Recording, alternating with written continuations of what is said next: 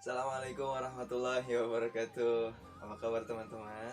Semoga teman-teman dalam keadaan sehat, berbahagia dan tetap bersemangat. Nah, pada pertemuan kali ini adalah pertemuan pertama di kelas 3 dalam belajaran bahasa Arab.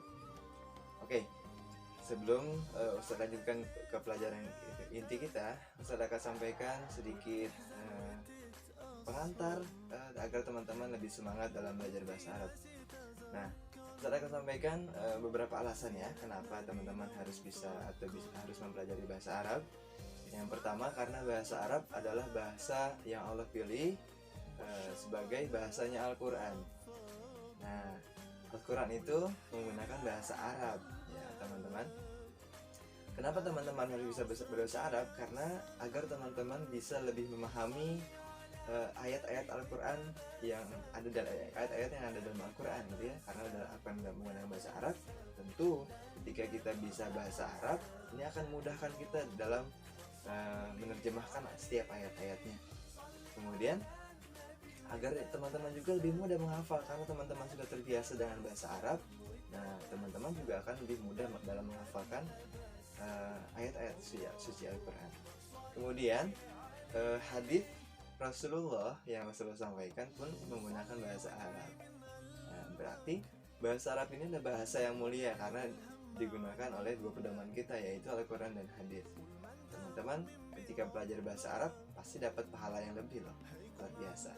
Oke, berikutnya bahasa Arab ini adalah salah satu bahasa internasional ya, selain bahasa Inggris. Jadi kalau teman-teman biasanya teman-teman kalau ke luar negeri atau pernah ke bandara, nah, biasanya ada kata petunjuk itu yang beriringan antara bahasa Inggris dan bahasa Arab. Pasti ada bahasa Arab di situ. Gitu ya. Kurang lebih itu sedikit kenapa teman-teman harus bisa berbahasa Arab atau harus teman-teman belajar bahasa Arab. Semoga teman-teman tetap bersemangat dalam belajar bahasa Arab dan berharap teman-teman kita bisa berinteraksi menggunakan bahasa Arab. Oke, sekarang kita berlanjut ke pelajaran pertama di video berikut.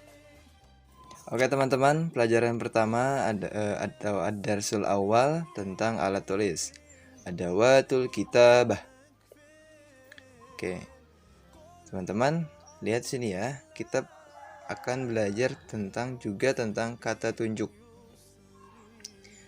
Nah, yang pertama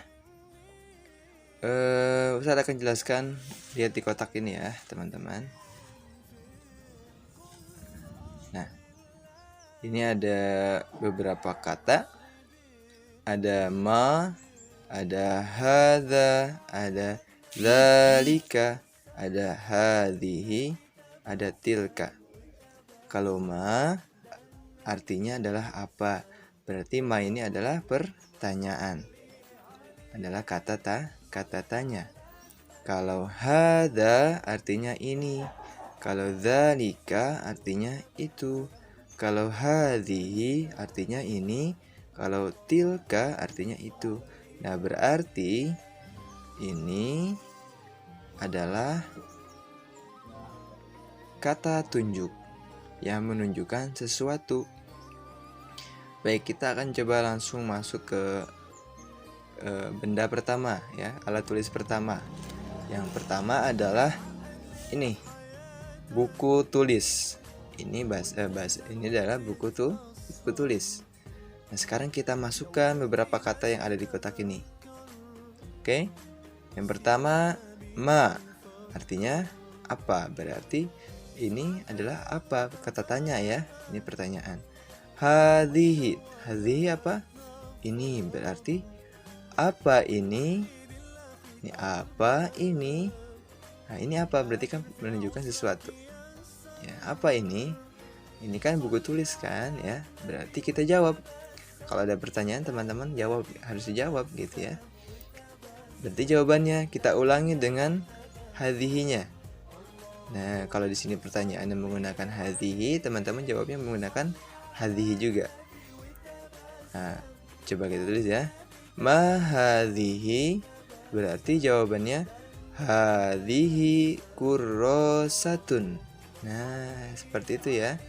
Begitupun dengan benda-benda yang lain, menggunakan hal yang sama. Terus kita lanjut ke berikutnya. Ini kan kapur tulis ya, atau kapur. Sekarang kita coba terjemahkan. Ma hadza berarti apa ini? Nah, seperti itu ya. Kita jawab, hadza tobashirun. Nah, ini apa ini? Ini tobashiru. Ini kapur tulis. Nah, seperti itu ya. Terus Ustadz, ada pertanyaan gini ya. Kok ini pakai hadhihi, kalau ini pakai hadza? Kenapa ya? Nah, karena ini dibedakan dengan isim muzakkar, atau isim isyarah yang dekat dan jauh ini dibedakan menjadi ada jenisnya. Kalau untuk muzakkar atau muzakkar itu artinya laki-laki gitu ya. Kalau ada lagi muannas itu untuk perempuan. Nah, karena ini benda, muzakkar ini berarti diciri-cirikan, atau yang muzakkar diciri-cirikan dengan ujungnya saja teman-teman. Contoh kalau muannas ya, kalau muannas, nah ini contoh muannas ya. Nah, kalau muannas biasanya ujungnya ada huruf ta-nya kayak gini nih. Ini namanya ta marbutoh ya. Ada tunnya. Nah, kayak gitu ya.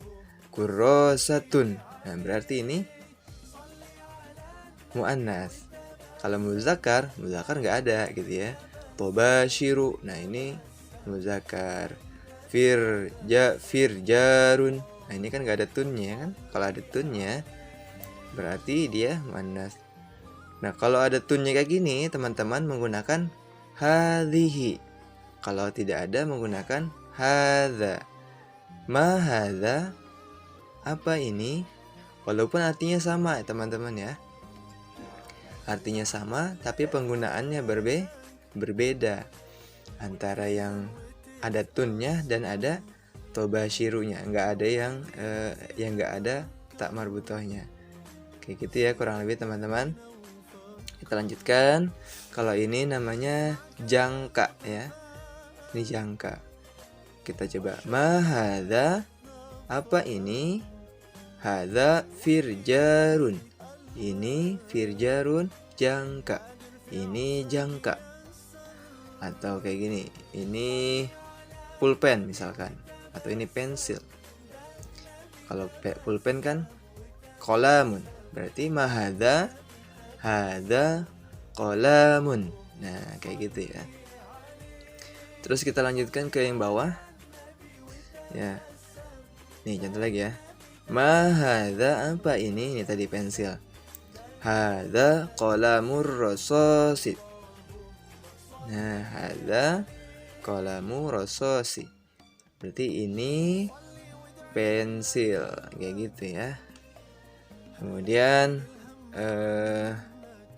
ini ada ma dzalika musallasun. Nah, ini contohnya penggaris segitiga gitu ya. Terus kenapa Ustadz kok ini ada dzalika? Nah, ada beda lagi ya. Kenapa dzalika? Dzalika tadi artinya berbeda. Kalau dzalika itu artinya itu. Nih, itu. Dzalika itu.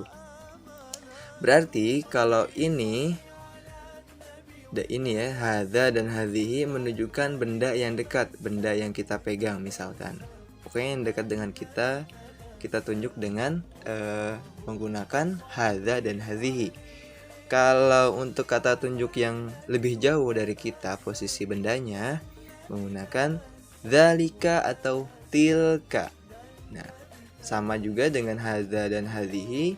Dzalika untuk muzakkar, kalau tilka untuk muannas. Nah, kalau yang di sini ini kan tadi ya kata bendanya ini nih. Nah, Ini kan nggak ada tak ujungnya ya, tak ujung tak marbutohnya, berarti ini muzakkar. Kalau muzakkar berarti dia menggunakan dzalika, ma dzalika musallasun. Mudah ya teman-teman ya. Nah, seperti itu. Sekarang Ustaz akan lanjutkan sedikit. Nah, di sini ada contoh, Ustaz akan cari contoh berikutnya ya.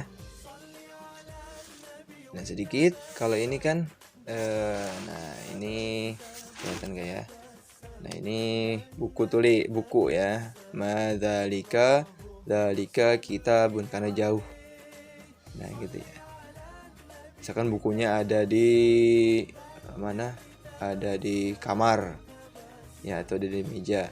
Kita tunjuk itu buku. Apa itu? Kita pertanyakan gitu kan ya. Itu buku. Kayak gitu ya. Atau kalau berikutnya Ustaz akan contohkan yang lain tentang tadi yang muannas ya. Salah satu muannasnya cuma ada di kurrasatun. Nah, kalau kita ganti dengan kata tunjuk itu atau kata tunjuk yang jauh, bisa nggak? Bisa dong. Karena contohnya misalkan bukunya ada di tempat yang jauh dari kita. Matilka. Nah, berarti pertanyaan juga berubah ya. Kalau kita menunjukkan benda yang sifatnya atau ya sifatnya muannas, maka kita ganti juga pertanyaannya menggunakan kata tunjuk yang menunjukkan muannas gitu ya. Matilka, jawabnya juga tilka kurrosatun.